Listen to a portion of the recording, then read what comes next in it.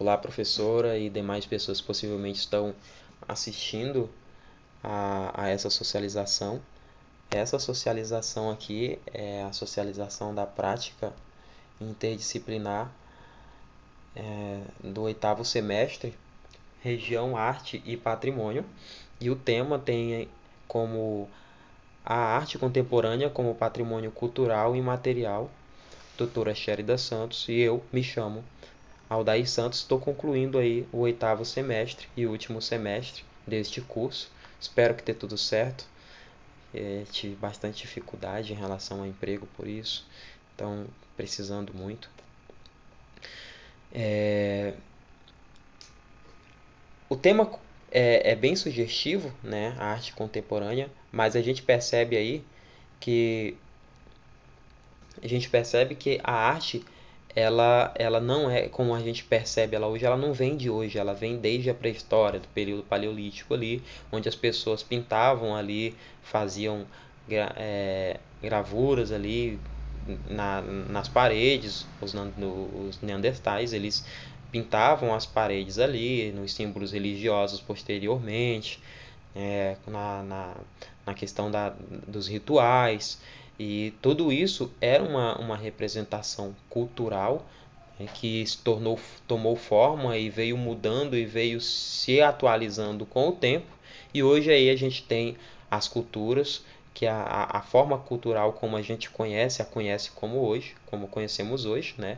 E por dizer muito sobre as identidades, basicamente do povo brasileiro em si, que é uma questão da nossa região mesmo.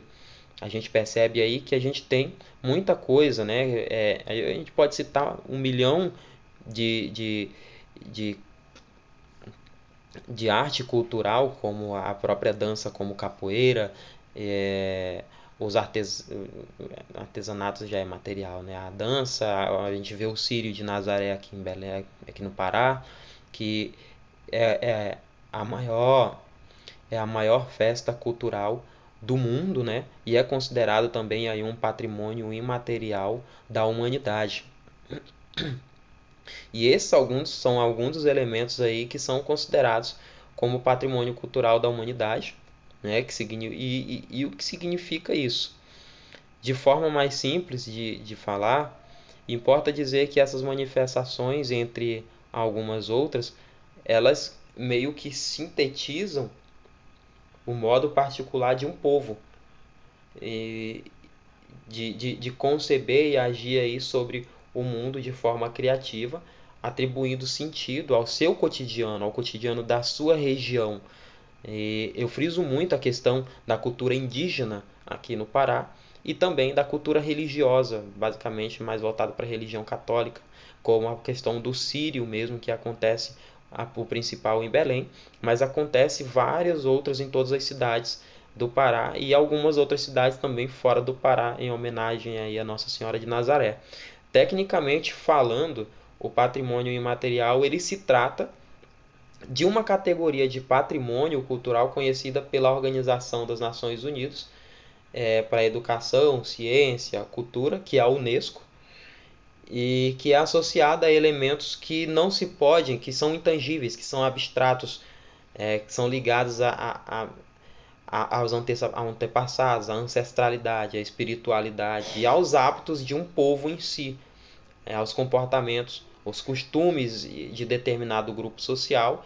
Hoje a gente tem aqui também como cultura as quadrilhas juninas, a gente tem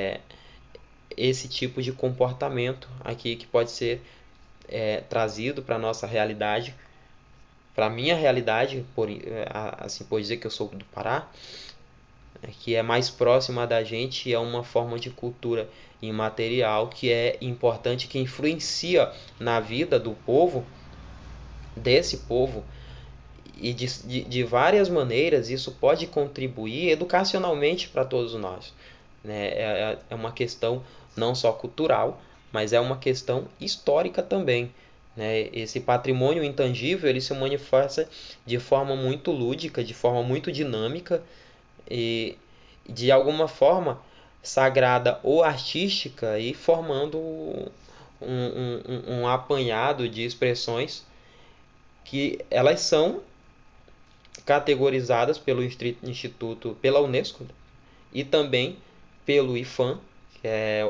o IPHAN é o Instituto do Patrimônio Artístico Histórico Nacional, e hoje, de forma geral, por assim dizer, o patrimônio a cultura brasileira, ela abrange muitas categorias aí culturais, como as celebrações, que englobam aí as festas religiosas, como eu acabei de falar, que é o que eu mais estou frisando aqui,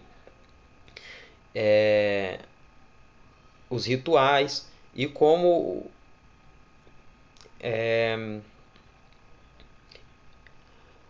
e também a questão dos saberes, né, do conhecimento, técnicas de como fazer, como modos de fazer renda, né? Então, ao contrário do patrimônio material, que ele está associado a elementos tangíveis, elementos físicos e concretos, o patrimônio material ele é especificamente ligado aí a elementos simbólicos, que é transmitido de geração em geração e que traz sentimento, é mais espiritual, é mais a questão, é mais ritualístico mesmo, é rotineiro.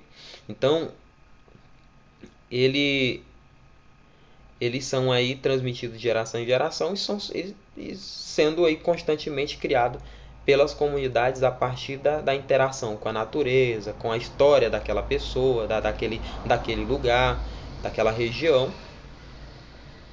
e também com aí técnicas mais ritualísticas mesmo. Tô falando aqui, tô esquecendo de passar, né, os slides aqui.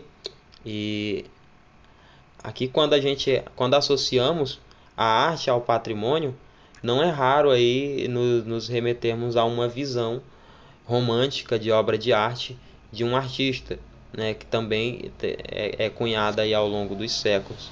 De acordo com a antropologia social, o conceito acadêmico que nós temos é que cada grupo étnico só pode ser considerado de acordo com a distinção que ele próprio faz dele, do grupo dele em relação aos outros grupos aos quais ele interage. Não quer passar? Bora, passa.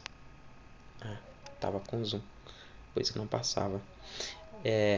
Então, a arte contemporânea, ela é formada através, como eu acabei de falar, né, ela é formada através desses diferentes estilos, técnicas e movimentos. A diversidade é a palavra-chave para descrever as expressões da arte contemporânea. E as categorias artísticas não são mais levadas tão a sério, apesar de eu ter aqui tá falando, né? Eu falei que tinha categorias aqui atrás, elas não são tão levadas a sério, mas é um critério para definir, né? E já não se sabe ao certo como classificar uma obra. Para produzir uma obra de arte, já não é necessário usar apenas pincéis e tintas na arte contemporânea. Qualquer material pode ser considerado parte de uma obra, inclusive ações e pensamentos. A nossa metodologia para celebrar a celebração deste trabalho, utilizamos pesquisas bibliográficas para melhor entendimento e compreensão do tema abordado, no qual o entendimento e posicionamento de diversos autores permitem aí olhar com mais riqueza os detalhes e o assunto pesquisado. Os resultados e discussões finais. Eu não preciso mais dizer tanta coisa, né? Porque eu já disse bastante ali atrás tudo que eu tinha para falar, então só estou mostrando aqui os slides do que eles estão dizendo. Mas é basicamente aquilo que eu falei mesmo, né? Vimos aí a diferença a gente viu na minha explicação a diferença do patrimônio cultural material e imaterial, além de compreender aí a ligação entre a arte e o patrimônio, que se apresenta aí de forma complexa. Tanto a arte contemporânea quanto o patrimônio, né, nos parâmetros como a gente define hoje, eles são classificados recentes e por vezes divergentes. A arte, por possuir aí um estatuto próprio de valores consolidados e estáveis, encontra barreiras dentro da sua própria área de atuação. Seus valores herdados de tradições seculares e profundamente enraizados na cultura de maneira elitizada não evoluem ao mesmo passo que as transformações sociais e artísticas. Isso obriga os artistas a seguirem outros caminhos, se distanciar dos museus e se mobilizar na cidade, na sociedade, nas formas tradicionais de viver e do cotidiano. A questão é que a gente também não pode se prender a uma coisa só, porque nem tudo que é novo é bom, mas tudo aquilo que é novo, que é considerado bom, a gente tem que abraçar sem medo. A gente tem essa coisa de sentir medo, mas novos costumes vão surgindo, novas culturas vão aparecendo, e o brasileiro ele tem a mania de criar a sua cultura a partir de outras culturas, até porque a gente é um país miscigenado, né? É um país de culturas de muitas, uma mistura de muitas culturas, de muitos costumes, de muitas religiões e de muitos rituais. E a partir disso a gente conseguiu criar a nossa própria cultura, nossos próprios costumes, e conseguimos produzir a nossa própria identidade. A nível de Brasil, nós temos uma identidade, mas cada região brasileira tem uma identidade, uma cultura que está intrinsecamente ligada a ela mesma, que não se mistura com as outras. E isso é uma coisa que a gente tem que dar valor, porque isso contribui para a riqueza do povo brasileiro, para a riqueza dessa cultura que a gente levou séculos aí para construir, e agregar essas culturas ao novo que vem também. Assim a gente continua mantendo a nossa identidade e continua se tornando atual e contemporâneo. É essa a minha explicação, foi essa a minha socialização. Espero que dê tudo certo e até mais.